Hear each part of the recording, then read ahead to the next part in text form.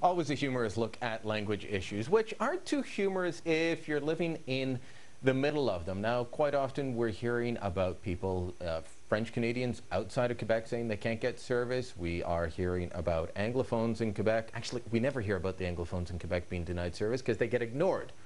They're there, they have problems, but people just like to ignore them because that's the way it is. Well, what about English-speaking Canadians in the middle of our nation's capital, in Ottawa? Jacquline Lytle joins us now. Joins us now. She is a University of Ottawa student who says she's had trouble figuring out how to order sandwiches. No, I mean, not quite. I'm simplifying things. Fill us in on your problem at the University of Ottawa and the story that you wrote about for the student paper. Essentially, I was at the CAF one day on break with a coworker, and we went to the Quiznos stand just to get a sandwich. And I noticed that all the signage was exclusively in French, which isn't the biggest deal when the only thing written on it is tomate and laitue. I can figure that out. But it kind of occurred to me that this is a bit telling of a larger issue that we complain about on campus, where there seems to be such a push towards the French aspect of the university that the English completely fall off the map.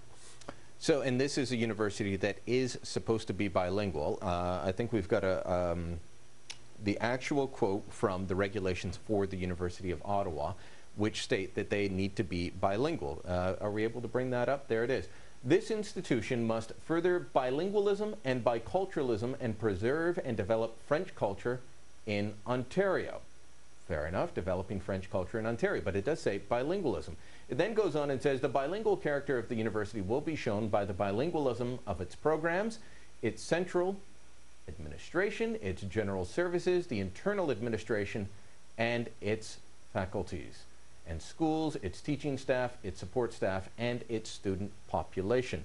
Now, I know that a number of years ago they were worried that the French component was falling back, and that is why they moved to emphasize it. But you're now saying it's gone completely the other way, and you're not seeing English on campus. Yeah, like I have to say, I'm in full support of French being present on campus. It is the bilingual university, and we are in Ottawa. That's something I was warned about heading into university, that French was just going to have to be part of my life. But I'm all in favor for it. It's just that I don't see why having a strong French presence means no English presence. When, you know, my faculty is dealing with me exclusively in French and I am an English student in English literature, then I don't understand why I can't be served in my own language. In the cafeteria? And elsewhere on campus. We do have a largely French staff, and students on campus, I think, will attest to that. And at times it can be difficult even to, communicate with your academic advisor, let alone order a sandwich. And you're studying English literature at a French university, though? At a supposedly bilingual university. What was the response to your article? I'll ask you the response first from readers, because this was on the student newspaper website. Yeah, this article was published in the opinion section of the Fulcrum, which is the English language student paper on campus. And the comments, I had a few in support. There were several, both bilingual and English-speaking students that were in support of what I wrote. Others, not so much. Some of the comments were fairly scathing about, how impractical it was of me to expect it to be served exclusively in English, and that I should take a French class. But there just wasn't time to address in the article how difficult it is to actually take a French class at the U of O.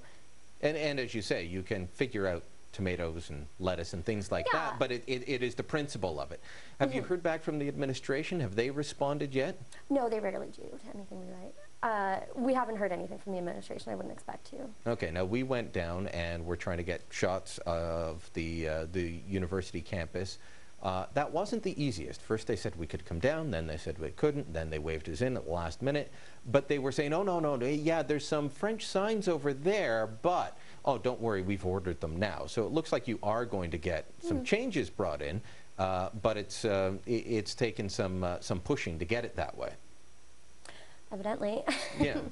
So what's your next step now? Are you going to try and push this officially, try and get more recognition for English on campus? Personally, I don't know how much it's my role to do that. As a student journalist, I feel I've done my part. I've put the issue out there, and I've, as the website I think shows, created a bit of a dialogue about it. I think as long as students continue talking about it, students as a group will continue to do something about it. I think my own personal issues I don't have to bring to the administration, but I think if this bothers people on a large scale level, then I think students will start to do something. All right, Jacqueline Lytle, thanks for coming in. Send a